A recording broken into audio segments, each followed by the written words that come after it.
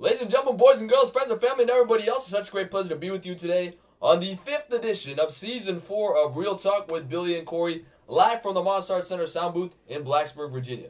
Hello, everybody. Thank you so much for joining us. I'm Hot Take Billy Parvatam on hand, joined by my podcast partner, Uncle Cornelius Michael. Some people call him Cory Van Dyke. Cory, it's great to be back with you for number 5 this season. Yeah, great to be back in Blacksburg again. The cold is starting to chill a little bit in that crisp Blacksburg air, so won't stop us from the hot takes that we have here on Real Talk with Billy and Cory. And we have a special guest. Very excited to have him on for the first time. He's part of the Hokievision production crew here at Virginia Tech. He's also technically a grad student as well. He graduated my year, undergrad class of 2019, a.k.a. the greatest class of all time. But it's my pleasure to welcome in longtime friend of both of ours, none other than Chris Finch. Chris. I appreciate it, guys. Happy to be here. So, Chris, kind of just start off with an introduction about yourself. Of course, you've been a longtime Hokie fan and a longtime sports fan. But take us through your journey in sports. How did that love for sports start, and how did you ultimately get to where you are right now, currently part of Hokievision as a grad student? Yeah, it really goes all the way back to 2006. I was a 10-year-old kid attending a Virginia Tech football game for the first time. We beat UVA 17-0, and I remember just like the whole atmosphere of the Virginia Tech campus leading up to game day. We went to the Hokie Walk. We, heard the stadium yell, "Enter Sandman." It was obviously a great win for the Hokies that year. It was, I believe, a 10-win season, if I'm not mistaken.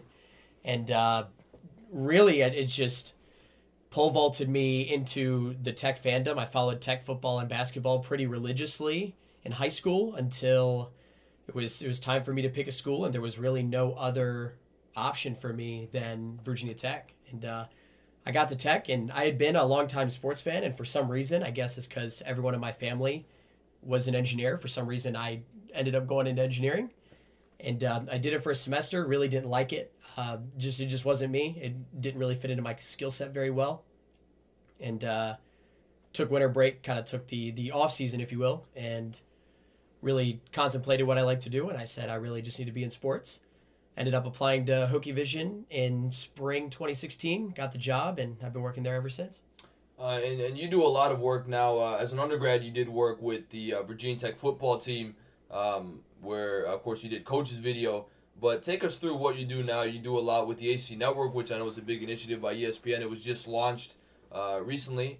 But kind of take us through what you do with the ACC Network. Yeah, for sure. So, like you said, undergrad, I would film all the football practices and all of the Colorado's early morning workouts, which are kind of starting up this week. For graduate assistants, we have a minimum of 20 office hours, so we have to work a week. So we have, I'll do 4 every day. Well, I'll pretty much do 4 every day unless something comes up.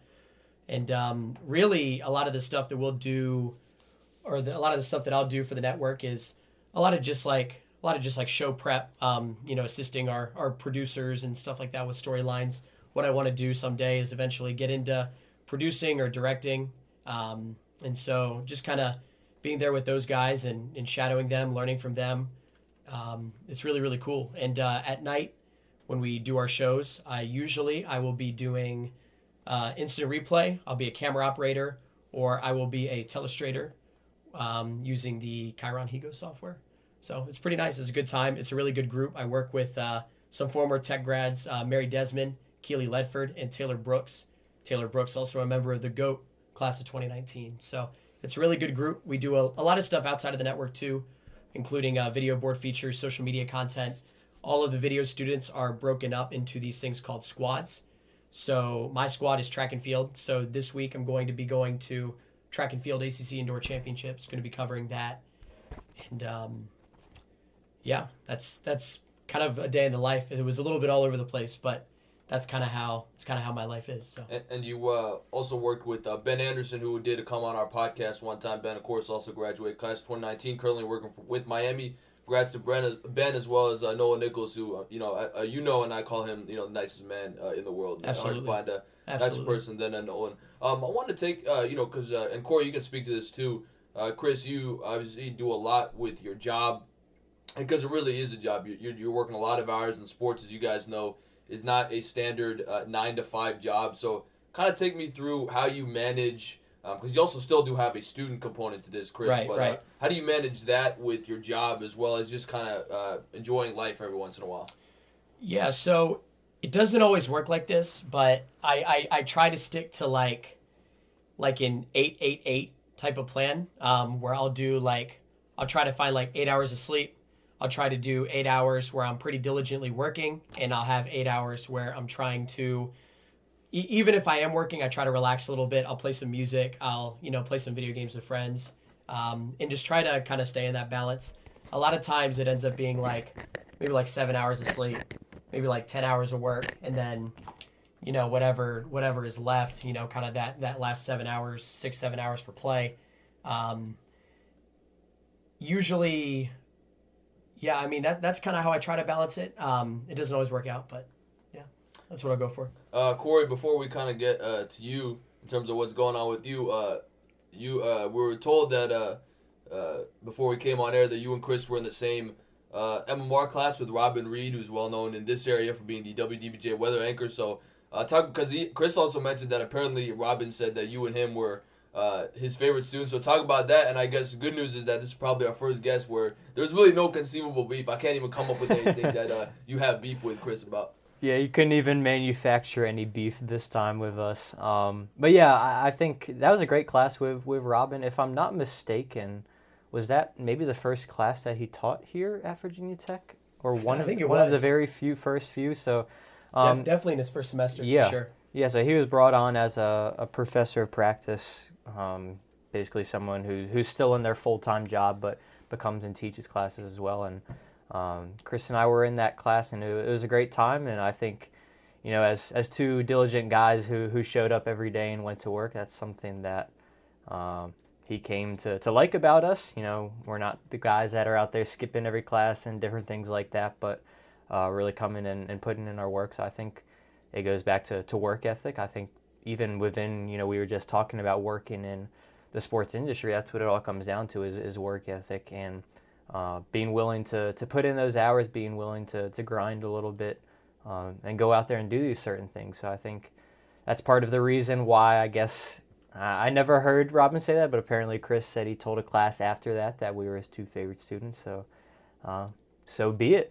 I like that honor. And I know you're slick, so you're trying to get away with not sharing the big news that we just found out on social media recently. So how about you tell our viewers and maybe anybody else that's not heard about your big news? So I just yesterday actually accepted a summer internship where I'll be in Cooperstown, New York with the Baseball Hall of Fame. So I'll be up there this summer doing all kinds of communications and PR work. They said pretty much writing for their newsletter that they send out to all their members. I think they said 120,000 people get that newsletter.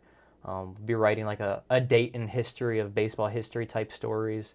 We'll be writing different feature stories on players when they're kind of in town because, of course, the big 12U travel tournaments are in Cooperstown all summer. So a lot of former players come back with their kids now playing. So reach out to them, that type of thing. And then obviously just helping out with induction weekend. They need kind of all hands on deck for that. So it'll be a very busy summer. They've also said with Mr. Jeter coming to town, and let's not forget about Larry Walker either. But, of course, all the Yankees fans up there will be flocking to Cooperstown to see their beloved, the captain, Derek Jeter. So it's going to be extremely busy, but also just, I think, a very rewarding summer. I've been to Cooperstown twice in my life to play in that 12U tournament when I was 12 years old, and then our family loved it so much that we went back a few years later just as tourists to go back to the Hall of Fame and just all the different baseball shops and restaurants around the area.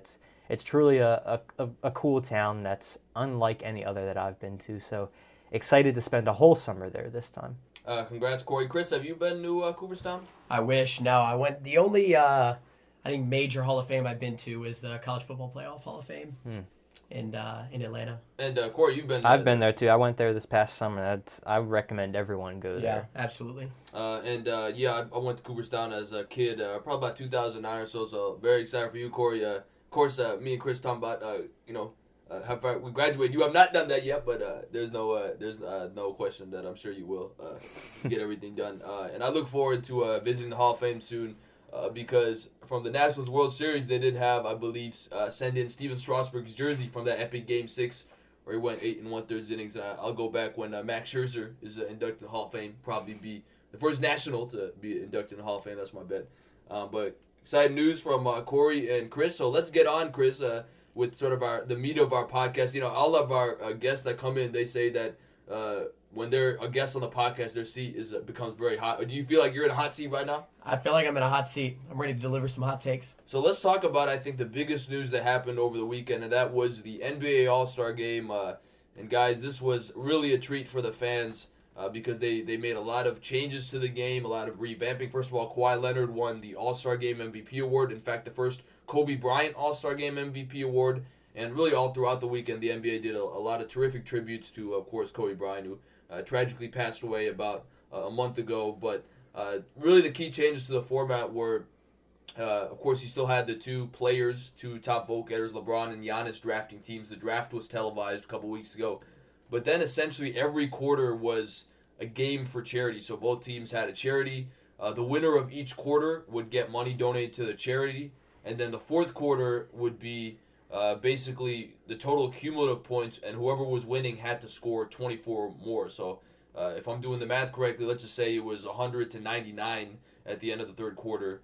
The team that's winning has to score 24 more points, and then the team that's losing has to, of course, tie them and then score the equivalent amount of points. So, guys, what was kind of just your take on the whole All-Star Game, especially the fourth quarter? It was really exciting to see the best of the best go at it with each other, play great defense. And Chris, I'll start with you. Really just, I think, a much-needed revamping of the NBA All-Star Game. Absolutely. I mean, dude, like, they were taking charges. Kyle Lowry took, like, 3 charges in that fourth quarter. I had never seen anything like that before in an All-Star Game. And although going in, I wasn't the biggest fan of, like, the, like, score goal that you had to reach. And it was kind of like, it was almost a little anticlimactic that they hit the game-winning shot with a free throw. But it ended, I mean, they were really playing with a lot of fire and a lot of passion in the fourth quarter. You could tell, like, a lot of the guys were playing defense. It was different than the first few quarters. I really thought it gave the All-Star Game, like, a little bit of a spark, and I really thought it was a great way to end a weekend. And Cory, we were watching the game together, in fact. I know that you were not excited to watch the game, but then I think the game sort of made you a little more excited. But what was your take? I mean, of course, Chris mentioned Kyle Lowry. I know we were roasting Kyle Lowry for taking all those charges. And the fact that, in my opinion, I don't even know why he was on the floor. But what was your take on the All-Star Game? Certainly an exciting finish. Yeah, that's what I was going to say first, is you said the best of the best playing in the fourth quarter. I was like, not quite. Kyle Lowry was still out there. But it was definitely fun to watch. Like you said, I wasn't really tuned into the first 3 quarters because it was kind of the initial what the All-Star Game is, alley-oops and no one playing defense. But then when that fourth quarter came around, it totally changed.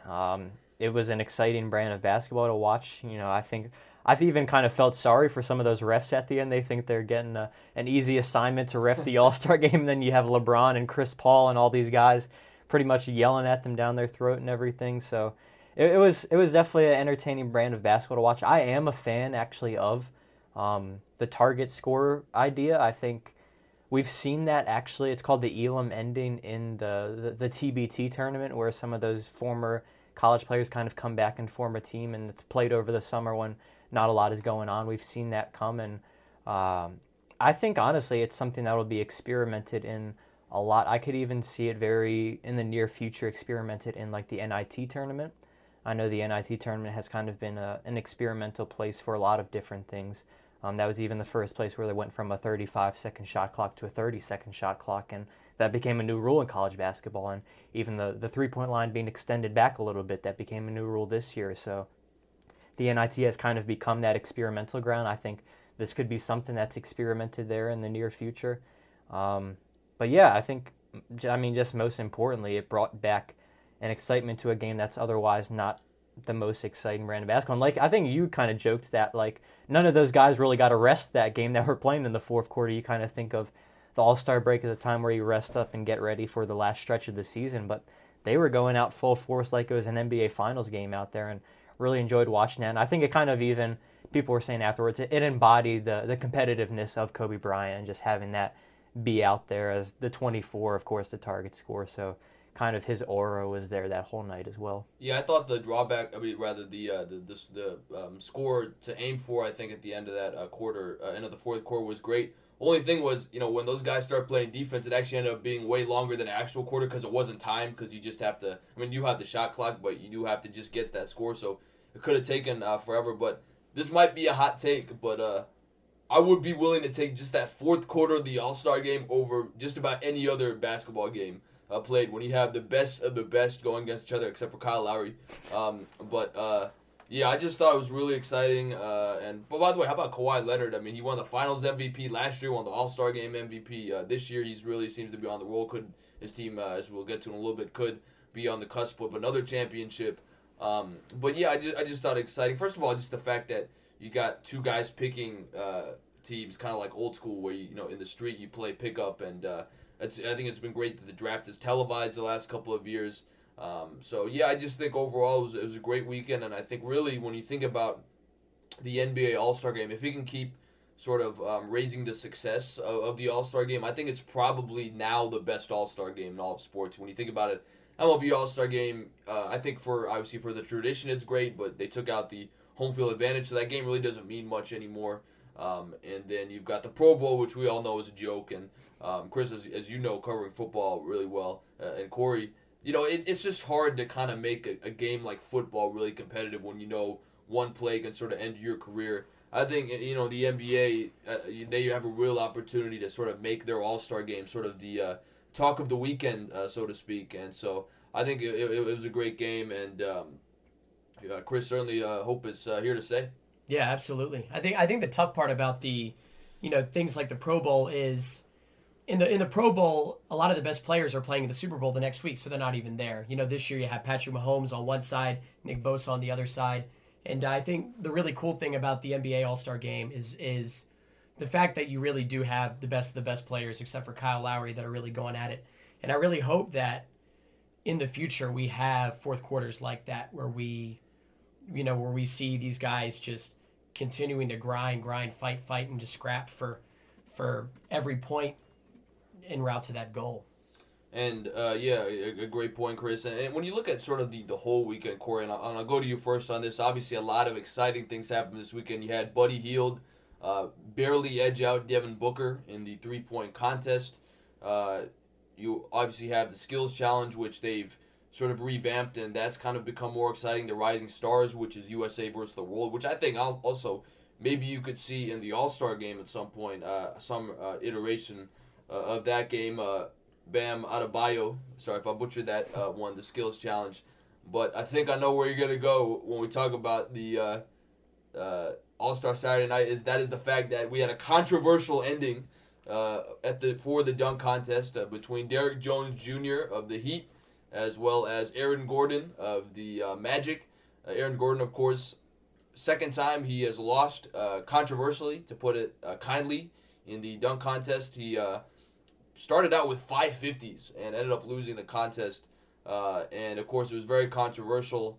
And Derrick Jones, I think people are not complaining about Derrick Jones winning, because I think he had a couple of great dunks in there that probably, you could say, all right, he deserved to win that. But I think just the fact that Aaron Gordon lost, and so controversially, is sort of what's kind of on people's minds. But, Cory, I'll give you the floor first. What was your take on that whole fiasco? Well, the big thing, too, is that it was Dwayne Wade was one of the judges, and he was supposedly biased towards the Heat player. He did play with Derrick Jones last year. Yeah. So, I think there's maybe some of that in there, but I don't think you can take anything away from what Derrick Jones did. He had some of the more phenomenal dunks of the night, and obviously, Aaron Gordon did as well. But I don't know. I think, that dunk at the end over Taco Fall, he didn't exactly clear him. He eventually got over him, but it wasn't a clean clearance. So I think there is some validity to not getting a 50 on that dunk. And honestly though, I think the dunk of the night was Dwight Howard's first dunk or second dunk, where he does a 360 one-handed and poses for the picture in midair and then completes the dunk. Obviously he didn't have much to show after that, but I think that was the one that kind of struck me when going back and looking at all of them kind of as a whole. So I don't really have a huge issue with, Aaron Gordon supposedly getting robbed. There's two great dunkers at the end of the night. Someone has to win. They can't both win. So, Chris, I'll give you the floor. I know that you were had a much more passionate take about how that all ended. Yeah, I mean, I thought AG was robbed, and I think the thing with me is, like, when I think back to like Nate Robinson when he jumped over Dwight Howard, and how that was like a big, like, I think that really defined like the dunk contest for a while. That was, like, I think one of the best dunk contests since Vince Carter really burst onto the scene.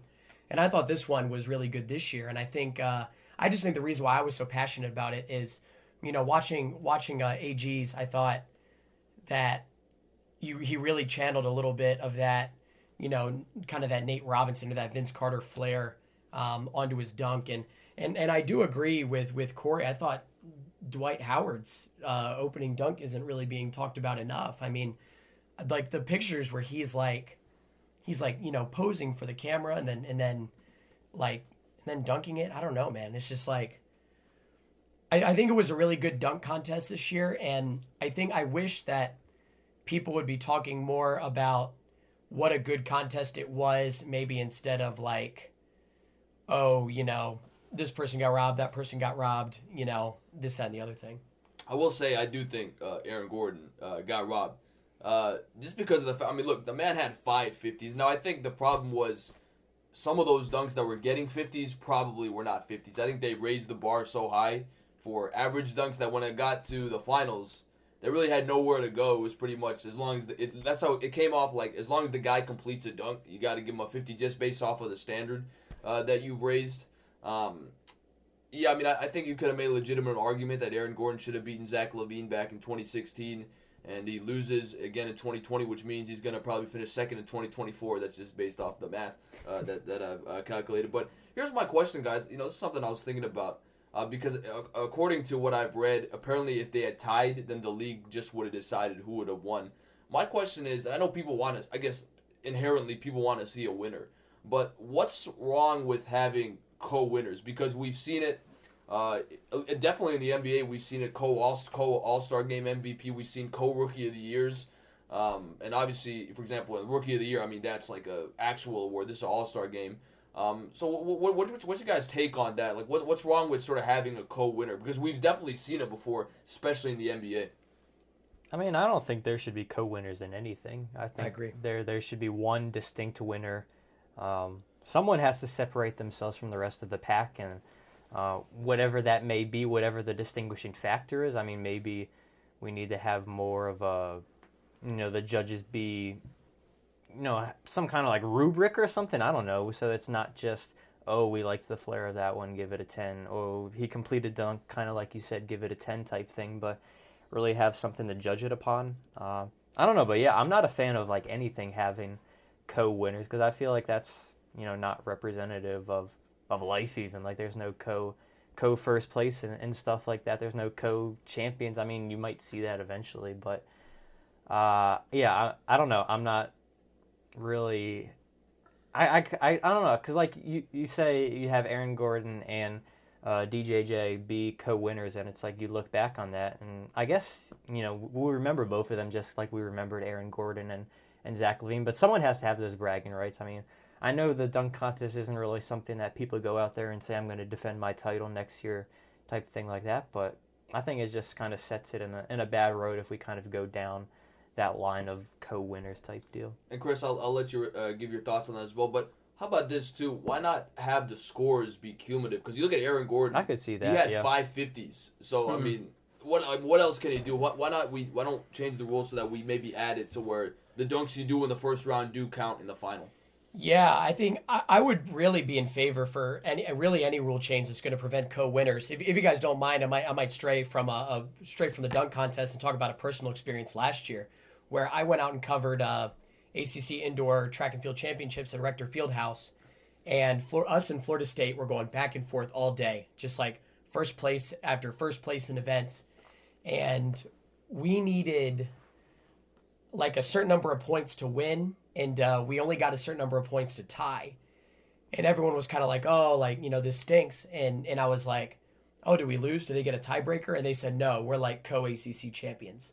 So like they're even doing it like at the collegiate level where they're taking these two teams and like, who are like both really, really good.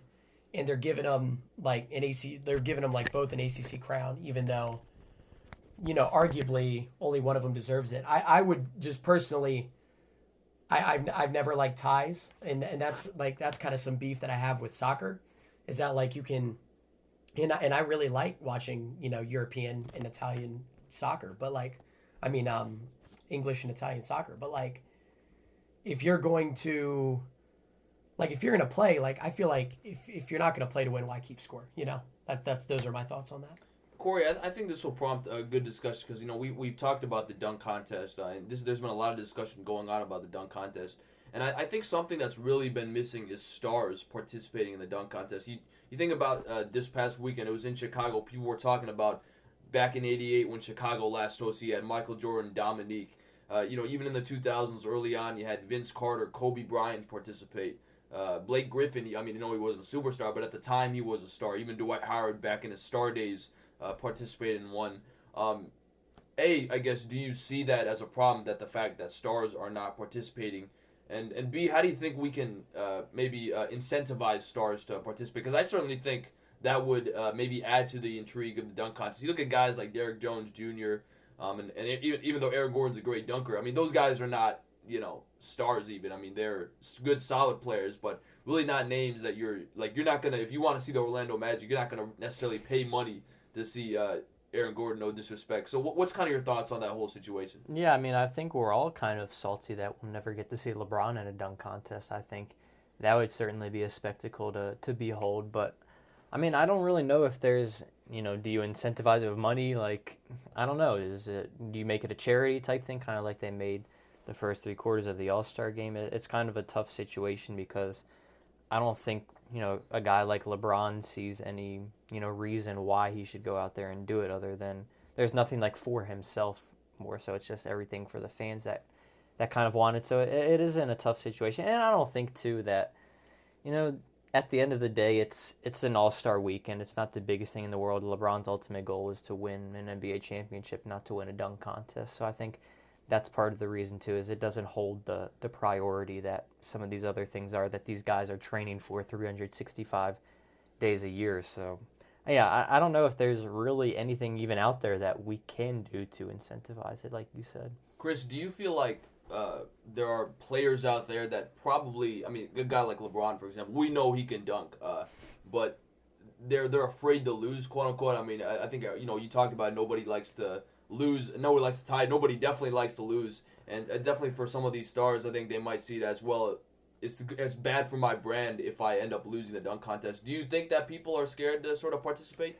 I think I can definitely see that. I think I think what's going to hurt the dunk contest more though is kind of the fact that a lot of the fan base sees that Aaron Gordon got snubbed, and they talked to, or I think a reporter asked John Morant if he was down to do a dunk contest with Zion, and he said nah. Like he literally quote tweeted it and just said nah, all lowercase, and that was it. And it got like 1 million favorites or whatever. But it was.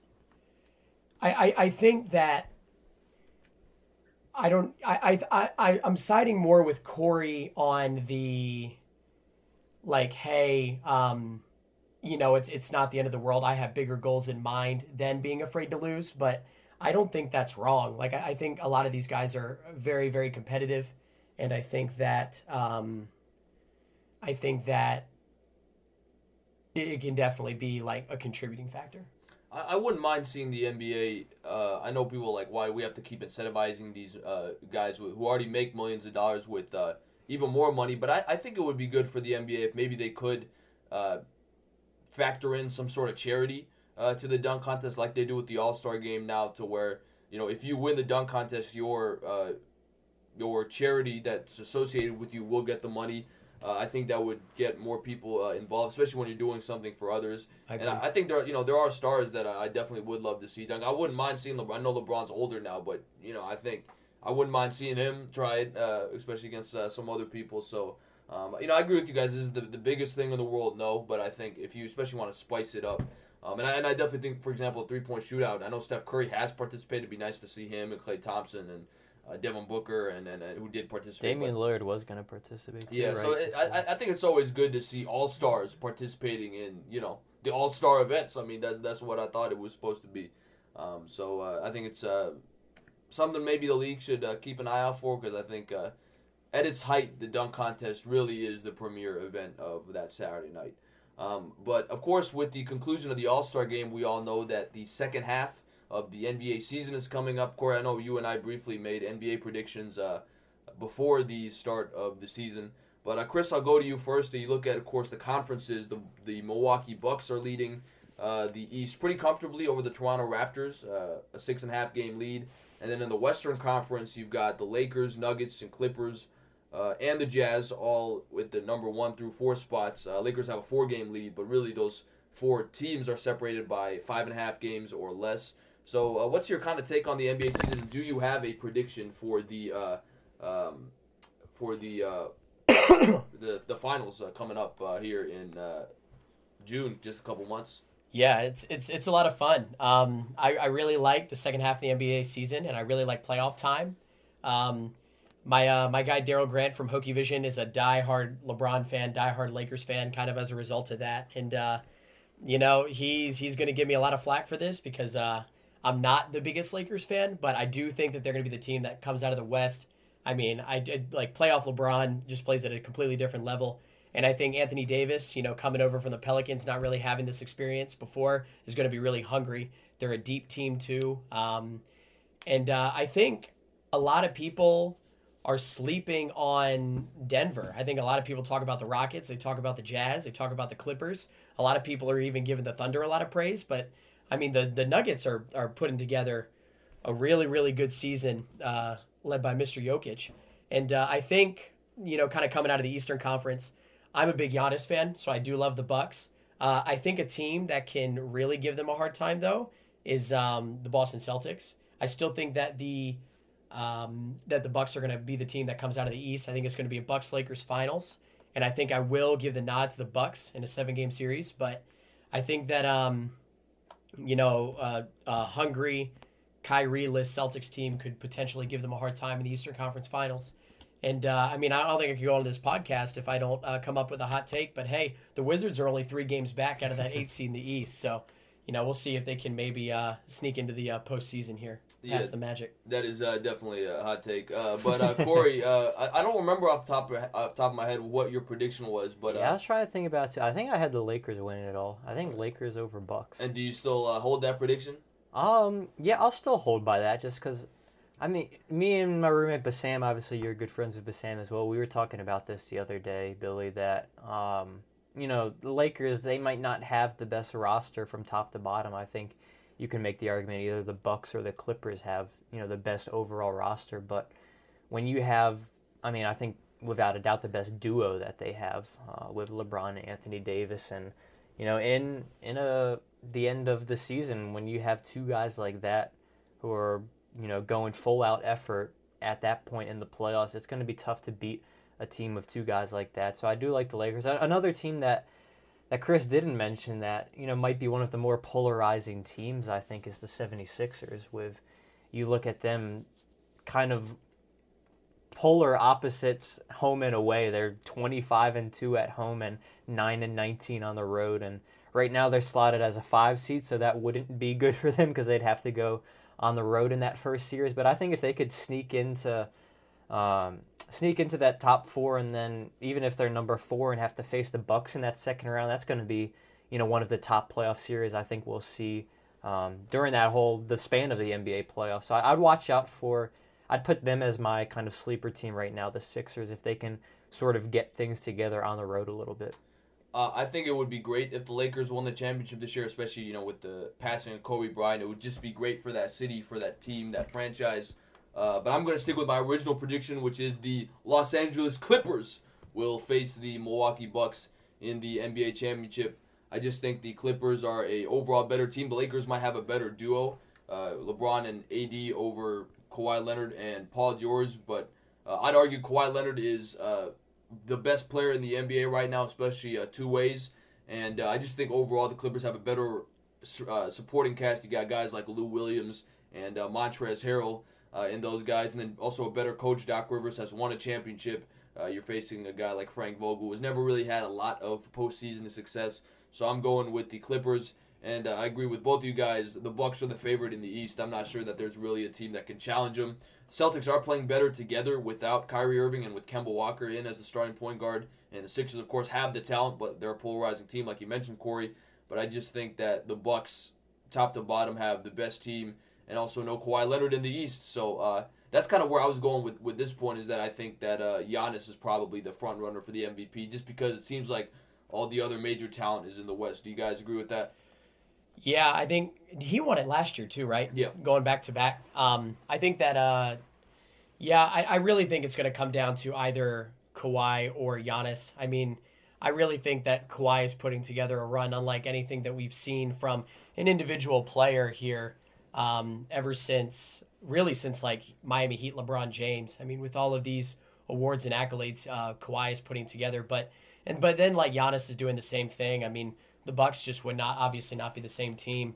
I really think it's going to go down to those two, but I would probably give the nod to Giannis. I agree. And Corey, do you agree with Giannis?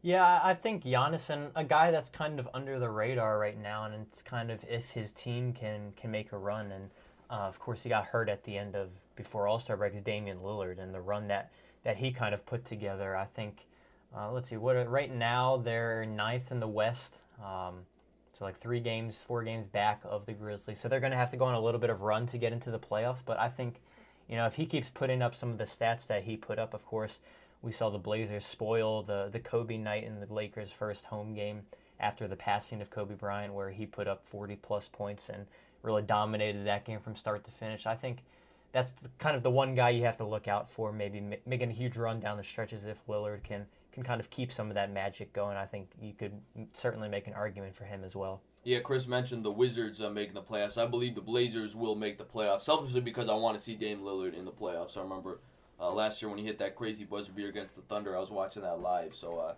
definitely would love to see Dame Dalla in the playoffs. But Dame time. Yep, that's right. But a good discussion on the NBA, of course. A lot of things happening. All-Star Game, All-Star Saturday night, as well as the second half of the season to look forward to.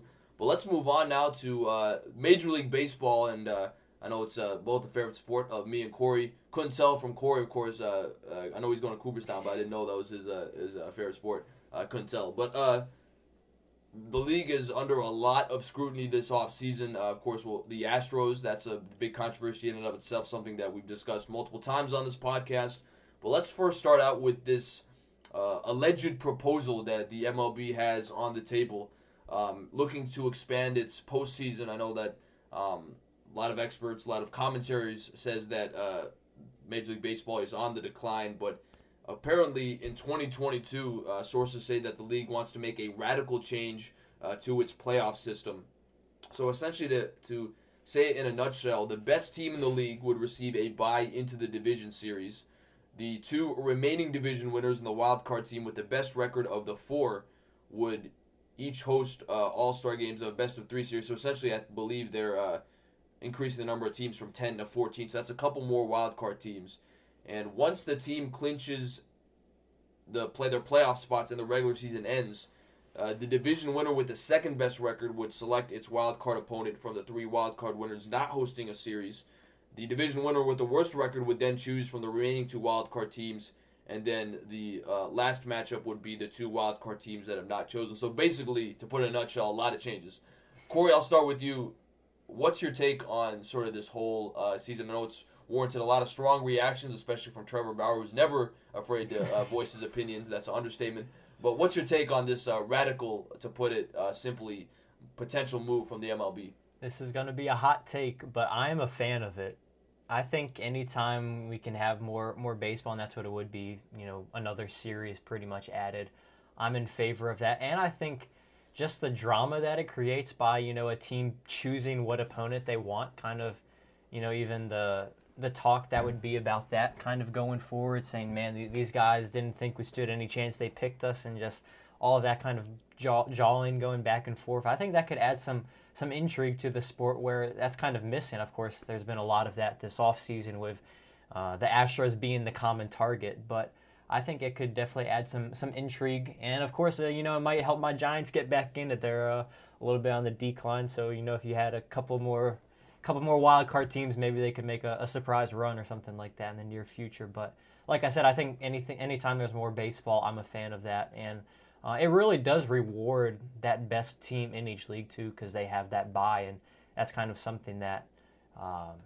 in years past, they played the wild card team, which, sometimes the wild card team has been a better team that just happens to be in a strong division. So I think it really does give them a good advantage. But like I said, I think it might be a hot take to say I like it, but I do like it. And, of course, Trevor Bauer and other guys have been pretty outspoken against it. But I think it could add some kind of newfound excitement to the sport.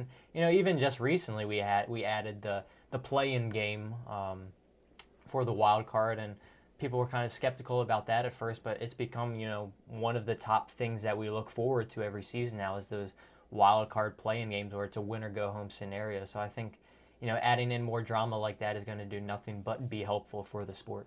So basically, it's a selfish reason. Corey just wants the Giants to make the playoffs, but Chris, wasn't the only reason, but yeah, it could be an added benefit. But Chris, what's your take on the proposal? I do like kind of the drama aspect where you can, like, somebody can pick you and then you can beat them and then it's a great story. But I don't know, I really like the Major League Baseball playoff system as is. I really don't think what I like about the baseball postseason in kind of the NFL postseason as opposed to kind of NHL and NBA is you really feel like the best teams are getting in, and a lot of times, kind of in the NBA, more so in the NBA than the NHL, you have these like 1-8 and these 2-7 games in 16-team playoffs that, the series is just never close. It's 4-0, I would be worried that, like, in the majors, it could start to be perceived the same way. And I really like how it's, like, genuinely the best teams playing in, like, the ALDS, NLDS. And I feel like you're really rewarded for playing really well in the regular season. Like the Wizards right now, if I'm not mistaken, are 20-33, but they are 3 games out of the playoff hunt. And it's like, I feel like we shouldn't be rewarding them with a playoff spot if they're going to be bad. So, like, I just feel like there's a possibility where, like, bad teams could get in that maybe shouldn't get in. I agree with you, Chris. If it ain't broke, don't fix it. I have no problem with the MLB's current playoff format. To begin with, I think baseball, you really do see a true champion at the end because it is a battle of wills. After 162 regular season, you have to get into the playoffs and execute. And I think ultimately we do produce the best champion at the end. And I do think, like you mentioned, this proposal might allow for kind of more mediocre teams to be able to get into the playoffs. I think I saw something that under this proposal, if you look at the extra teams that would have been added into the playoffs, the Indians at 93 wins would really be the only legitimate team that you could say, all right, they probably should have made the playoffs. I mean, all these other teams are around 84, 83 wins. I mean, that's a pretty mediocre, about 500, a little bit better in a 162-game season. So I've never had a problem with the MLB playoffs. I think it's great the way it is. Baseball, I think, should kind of do more things to sort of increase the ratings of the game. I know DraftKings has been a big thing recently that's really, I think, revitalized some popularity. Investing into, I think, lower-income neighborhoods, I think, would help grow the game from the bottom up. But I have a take on this. I don't know what you guys think about this because people say, well, although I personally don't have a problem with the playing game just being sudden death, but people might say, well, after 162 games, you only play one game to decide the team's future. How about this? You have a best-of-3 series in the wild card, and all 3 games have to be played at the team with the better records stadium. So best of 3, you got to win 2 out of 3, and I think that kind of maybe will alleviate some of the, it was lucky win or go home one game. But then also, there's still a disadvantage for the away team, the team with the worst record, because you'd have to play potentially all 3 games, like a regular season series at the stadium of the better team. Corey, what's your take on that? I could see that working, but I still just like that added drama of the one game. all eyes are on that one game as a result of that because, it ultimately is win or go home, and your season comes down to that moment, and every pitch matters in a game like that. Not to say, every pitch wouldn't matter in a game where it's best of 3, but there is a little more leeway. We really see managers having to make decisions on the fly in games like that where managerial decisions are truly tested. I know Buck Showalter caught a lot of flack in the past for not pitching Zach Britton, stuff like that, and the Orioles were never the same since then. The Giants have, relied on pretty much on Madison Bumgarner in games like that, and you even gear up for that one game down the stretch to make sure you have your top guy going, and it really is the battle of pretty much the 2 best guys to see who walks away as the winner. So I do like that format. I could see how yours could end up working, though. Chris, you fine with the wild card game? You think might be a good idea to have a best of 3? I honestly, I'm kind of with Cory where I kind of like the one. I do think a best of 3 series would be cool. What I don't like about that though is if the team that gets out of the best of 3 series is probably going to be at a pretty significant disadvantage moving into the NLDS. They've already kind of went through 3 starters. If they're in a game 3 situation, they might even use multiple starters in a game to try to just advance to the playoffs, and you can really start your NLDS on the wrong foot, and it could really make it difficult for teams like the Washington Nationals to make a run like they did in the 2019 postseason. So that would probably be my only issue with it. Yeah, I agree with you. I think, and Cory, as well, managing a best of 5 is totally different managing a best of 7.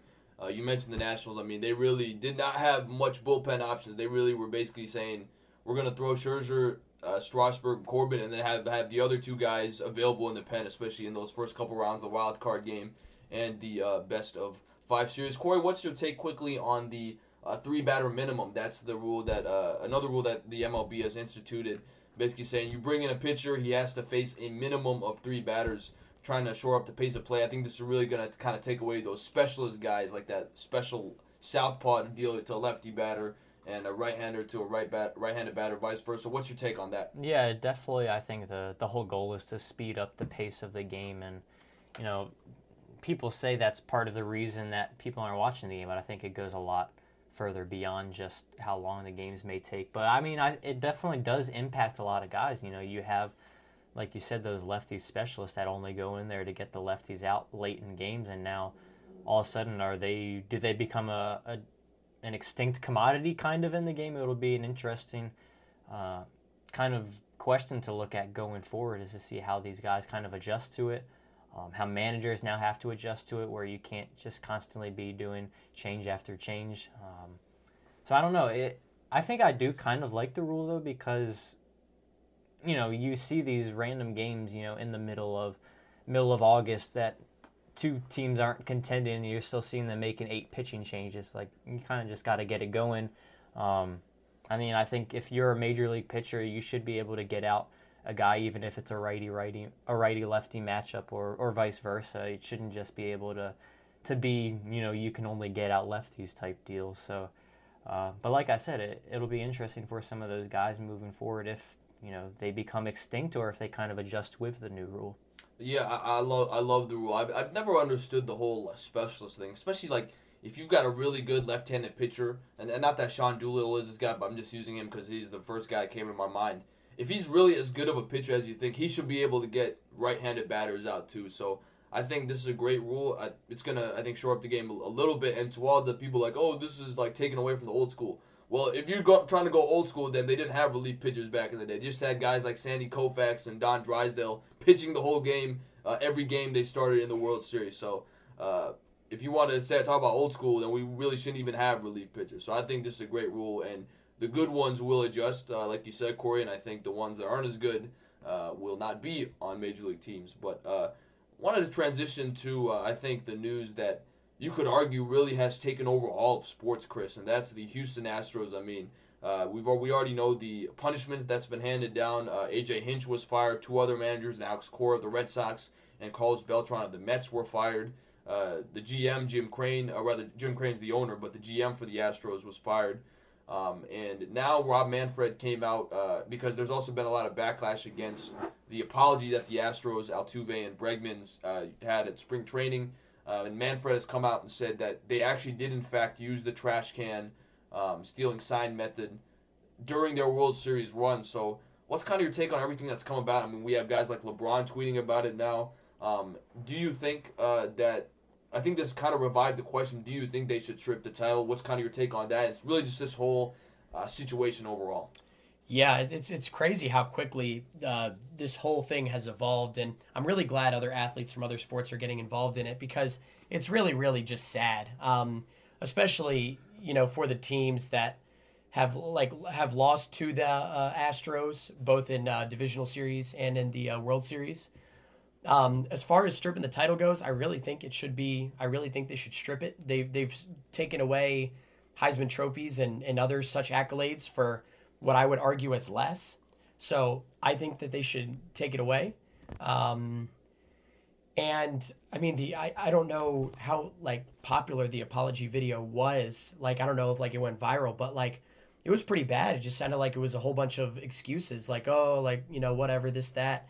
And it was really upsetting seeing all these Astros fans coming after everybody on social media and just trashing everybody, and when their team was in the wrong, it's the whole situation just makes me really angry. You shouldn't, if you cheat, you shouldn't reap the rewards of your cheating.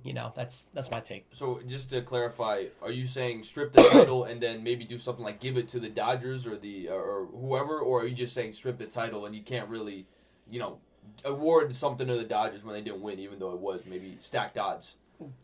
Geez. I'll probably get a lot of heat for this, but I would just say strip the title, and because the Dodgers didn't win, I probably wouldn't be an advocate for giving it to the Dodgers or Yankees, but I think in some way an asterisk needs to be placed on that World Series title for the Astros, and I think that would be a good way to do it. I'm a very casual baseball fan, so I think, you and Cory would probably be better at, have better ideas of what to do with it. But I'm just thinking back to Reggie Bush and the Heisman Trophy and all that. So. Cory, I know it has happened in other sports. For example, Louisville most recently in college basketball stripped of their title. Michigan years ago with the Fab Five. What's your take on the whole situation? And really, when you look at the public apologies, I saw people tweeting, it seems like Dusty Baker is more apologetic, and he wasn't even there for this whole scandal. So what's your take on everything going on? Do you think the title should be stripped? Yeah, I mean, I think the title should be stripped. I think, like Chris said, I don't think you can necessarily award it to the Dodgers, who were in the World Series that year. But like you said, 1994, there was no World Series champion because of a work stoppage. So, there have been years where there hasn't been a champion. This could just be another case where we look back and say, we can't award this team as a champion for cheating their way to it. So I think that's kind of the best way to go about it. And I mean, I think the most important thing that I think we've seen from this is just how outspoken all the other players are now that are on different teams, and how, it's kind of almost been unspoken rule in baseball that you don't kind of talk about other players and trash other players and stuff like that. But this has really kind of gone against that mold, and people are coming out, and you had Nick Markakis saying everyone on that team deserves a beating. You had Mike Trout, a guy that never embroils himself in any controversy, kind of stays out of the news, and he's even been kind of criticized for that. He comes out and talks about it and says if he had known what pitch was coming every at bat, how fun that would be and stuff like that. So I mean, I think it's bringing on Trevor Bauer. Of course, we've talked about him. He's not afraid to talk about anything. Cody Bellinger as well. Cody Bellinger, Alex Wood. Some of these guys have really gone out and gone on these tirades. And I think it's a reflection of just how serious these players realized this issue was. And kind of like Mike Trout said, if they had known what pitch was coming, how well they would have done. And even it's been a PR disaster of Rob Manfred too. Just him having to go back and forth and not really controlling the whole situation. I think I pulled up this John Boy quote that I thought was pretty funny. John Boy, of course, does some great content on Twitter. He said, the commissioner having to do another press conference because the first one was so bad is pretty funny. Wish it worked like that with college presentations. So, Facts. I don't know. It's really a disaster with Manfred right now. He's slowly, or maybe even quickly, becoming the most hated commissioner, I think, in professional sports. I think Goodell had that wrapped up for a while, but Manfred is very quickly becoming that I think at first when we saw the penalties that were handed down, we were thinking, okay, that might be suffice, but as more and more has come out and you kind of see even, Jim Crane saying it didn't impact the game, and then later on another press conference saying, I never said that it didn't impact the game, and you can literally have the clips edited right next to each other. It was pretty funny too. So, like you said, no remorse from the Astros on top of just the seriousness of it, I think has gone a long way in creating all of the backlash and stuff that we've seen. I agree with you guys. I think the title should be stripped. Obviously, you can't award it to the Dodgers or the Yankees or the Red Sox, the Dodgers or the Yankees. But, there's just no excuse for what happened. And I think what's disappointing is, this team was good. It's not like this was like a decent team and they got lucky. This team, you look at Altuve, Alex Bregman, Carlos Correa, the pitching staff with Verlander and Garrett Cole, I guess, up until last. This team was a good team. Charlie Morton, another guy. Just for them to kind of just go this far in cheating, I just think is really upsetting. It's happened in other sports, like I mentioned, so I don't see why it can't happen in the MLB. I think the Astros do need to be, at the very least, there's got to be an asterisk next to the World Series. And let's not also forget that they've lost in the court of public opinion. Every ballpark, they're going to be hated. I think Dusty Baker was coming out saying, hey, we got to take precautions to make sure my guys aren't hit by pitchers. And I've even said, Corey, I can't remember if it was on air, but I have said in the past that if they were, and the MLB has not punished players, but I was like, if they caught Jose Altuve with the buzzer, he should be banned for life from baseball. And I think, and Corey, you can speak to this, it's giving life to guys like Pete Rose. I'm not going to go that route to say he should be reinstated, but now Pete Rose is coming out and saying, well, hey, look what these guys did. I never went that far in whatever I did gambling. This scandal is giving life to things like that, where guys are saying, hey, why am I banned for life and these guys are not banned for life, when it seems like on the surface the cheating was much more atrocious. Yeah, and I think I had talked about it too. I think it was on air last time we were talking about this, how Alex Wood, a pitcher who pitched on the Dodgers at one time, he even said he would rather face a guy who's taking steroids than facing a guy who knows what pitch he's throwing. Because at least, you can fool a guy taking steroids. You can't fool a guy that knows a curveball's coming when you have that kind of art of deception. So I think, you look at it from that standpoint and you think, man, this is even more serious than the PEDs, than, gambling, than all these other things. And from that aspect of how it strictly impacts the game, and, no player is even getting punished for that. It's kind of mind-boggling. They said they had to do it that way to grant them immunity to kind of come out and even be honest in the investigation. But, it just doesn't seem right when, players strictly benefited from this. Other guys lost their jobs because of this, and no one on the team is actually getting punished. It just doesn't seem right to me. Certainly a scandal that will continue to see the fallout of what happens.